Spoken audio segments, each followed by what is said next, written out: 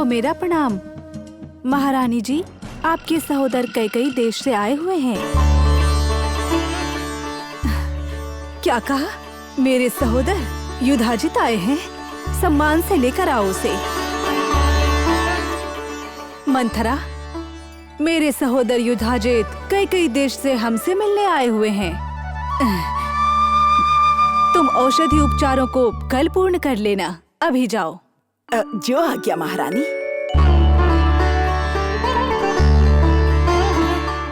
सहोदरी कैकेयी, कैसा आभास हुआ तुम्हें? मैं अत्यंत प्रसन्न हूँ भ्राता। कई देश के सुपुत्र को इस दासी का भी प्रणाम है। ओहो, मंथरा, तुम अभी भी यही हो? सहोदर, आप ऐसा क्यों कह रहे हैं? आपकी बहन की खुशी और स्वास्थ्य के पीछे का कारण ही मंथरा है। ये देखिए, ये अभी भी मेरे माथे पर ये तेल लगा रही थी, जिससे मेरा शिरोभार कम हो गया। मेरे स्वास्थ्य का ध्यान पूर्ण रूप से मंथरा ही रखती है। सहोदरी, स्वास्थ्य को सही बनाए रखना ही पर्याप्त नहीं है। मन को विचलित किए बिना इसे सही रखना ही अति उत्तम है। महारानी, ये प्रभु इस दासी को हास्य पात्र बना रहे हैं। ठीक है। वे अपने काम से कुछ समय निकालकर अपनी सहोदरी से मिलने यहाँ पर आए हैं। मुझे यहाँ आकर आपके सुनहरे पलों में दखल नहीं देना चाहिए। मैं आपसे विदा लेती हूँ। प्रभु जी, कृपया इस दासी पर थोड़ी दया करें। अवश्य होगा, लेकिन अपने तलोपचार से मेरी सहोदरी के सिर में केवल तेल का ही भाव होने दे, विचारों का नहीं। उनके विचारों को आप विचलित ना करें। भगवान आपकी रक्षा करे। आप जाइए।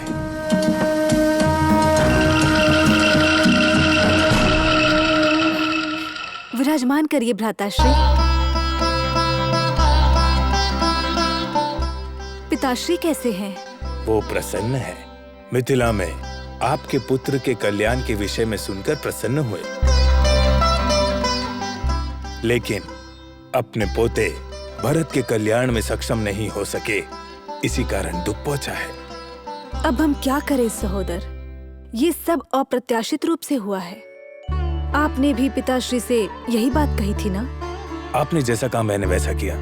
मैं कल्याण तो नहीं देखा, परंतु कम से कम मैं वर वधू को देखना चाहूँगा और उन्हें आशीर्वाद देना चाहूँगा। यही हमारी इच्छा है।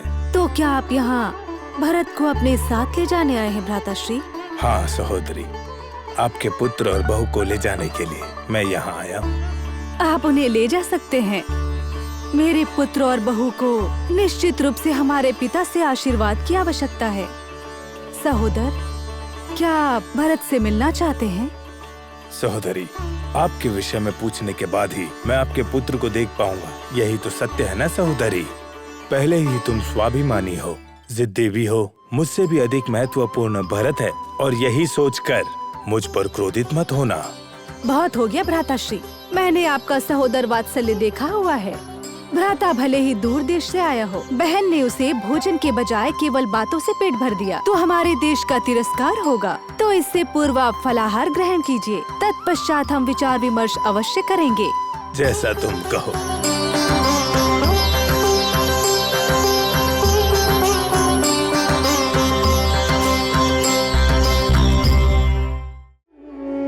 महिलाओं से संबंधित जो समस्या है वो सार्वभौमिक समस्या है। सार्वभौमिक अर्थात? सार्वभौमिक का अर्थ है जो महल के बाहर है और महल के अंदर भी है। अर्थात हमारे राजमहल में भी ये समस्या है, ऐसा कह रही हैं आप? माताश्री के बताने के पश्चात ही हमें भी ज्ञात हुआ। हमारी माता ने आपको क्या व्यक्त किया? समस्या को ज्ञात करने हेतु पूछ रहा हूँ। बताती हूँ स्वामी। आपके समक्ष न कह पाने वाली आपकी माता की पीड़ा को मुझसे ज्ञात करना उत्तम है। माताश्री ने बताया, मातामयी, महारानी होकर भी आपको दुख है क्यों नहीं हो सकती सीते? महावंश के महाराज के महारानी होने के कारण मुझे दुख नहीं होगा ऐसा नहीं है ना? कोई भी सती अपने पति की दूसरा विवाह देखना नहीं सह सकती है। अर्थात इस राजमहल में रानी सुमित्रा देवी और रानी कैकेयी का आना ही आपके दुख का कारण बन गया है। सुमित्रा के कहे हुए शब्दों को कैकेयी के लिए नहीं कह सकती। कैकेयी के रानी बनकर आने पर मुझे और सुमित्रा को एक सहोदरी मिल गई ऐसा अनुभव नहीं हुआ था। एक सवती मिल गई है ऐसी पीड़ा अनुभव हुई। इसका कारण कैकेयी का आचरण, महाराज का प्रेम, ऐश्वर्य, वैभव, केवल मुझे ही लाभित होना चाहिए ऐसा स्वार्थ है उसके अंदर। उस स्वार्थ ने मुझे और सुमित्रा को कई बार पीड़ा पहुंचाई है।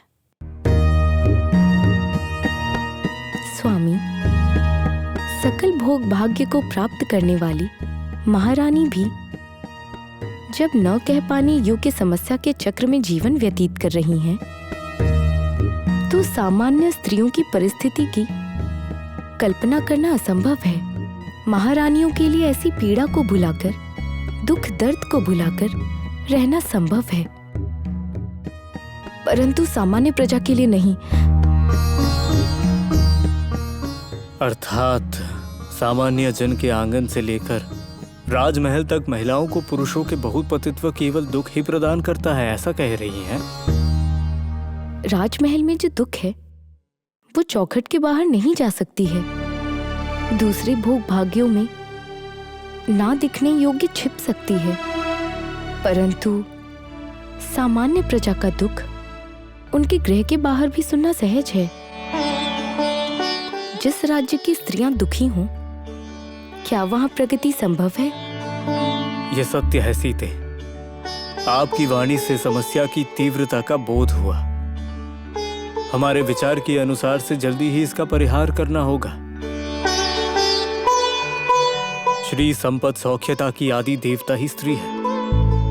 वह स्त्री यदि दुख में है तो राज्य शांति से नहीं रह सकता। कल सूर्योदय से ही इस समस्या के परिहार के लिए मैं कार्य करूंगा।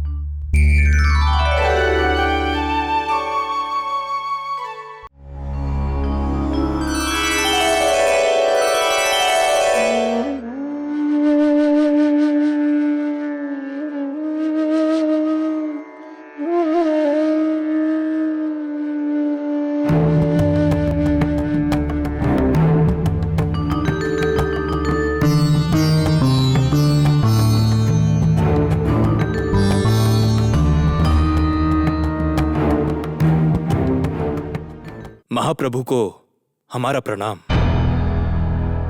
आपको आकर मिलने का आदेश प्राप्त हुआ है। हाँ आचार्य, आपसे एक मुख्य विषय के बारे में संग्रहण करना है। अवश्य प्रभु। इस राज्य में आपके कानों में पड़ने वाले भिन्न भिन्न प्रकार के बातों को स्त्रोत करने से पहले आपको स्वयं प्रजा के साथ वार्तालाप कर एक विषय पर उनके अभिप्राय को संग्रहित करना है। किस विषय में प्रभु? बताता हूं। इस नगर की कन्याएं, महिलाएं सांसारिक जीवन के बारे में, बहुपतित्व के बारे में क्या अभिप्राय रखती है, ये आपको जानना है। प्रभु, आपको एक विचार व्यक्त करने की इच्छा करूंगा। पहले इस विषय ने इतना गंभीर रूप धारण नहीं किया था। कुछ दिन पूर्व अविवाहित कन्याएं विवाह कल्याण के विषय में चर्चा कर रही थी। उनकी बातें इस राजमहल से संबंधित है। इससे आश्चर्य हुआ। ऐसा है? उन्होंने क्या बातें की? प्रभु, एक दिन जब मैं नगर का संचार कर रहा था तो मैं मंदिर के निकट आया। देवता की प्रार्थना कर बाहर आ रही 4 कन्याएं वहीं एक चबूतरे पर बैठकर। ये परिस्थिति कब बदलेगी पता नहीं। इन प्रजा को हमारे रामचंद्र जैसी बुद्धि क्यों नहीं आती? रामचंद्र जैसी बुद्धि? क्या आपको ज्ञात नहीं है? श्री रामचंद्र दूसरा विवाह नहीं करने वाले। ये कैसे कह सकती हो? कैसे कह सकते हैं? मेरे चाचा जी राजमहल के अंदर कार्य करते हैं। रामचंद्र को उनके बचपन से ही देखते आए हैं। श्री रामचंद्र अपने प्रीति पात्रों के साथ उनके दुख के कारण बनने वाले कोई भी कार्य नहीं करते, ऐसा मैंने सुना। एक और विवाह करके सीता माता को दुख नहीं पहुंचाएंगे, ऐसा उन्होंने कहा।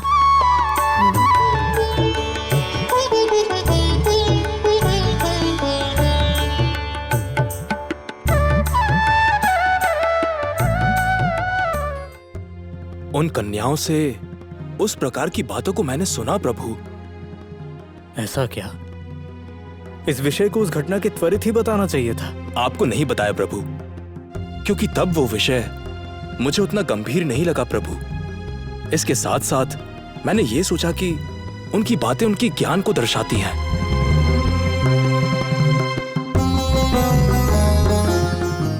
ठीक है, अब से आगे इस विषय पर यदि छोटी सी भी बात श्रोत हो तो निर्लक्ष्य किए बिना पहले हमें आकर बताइए।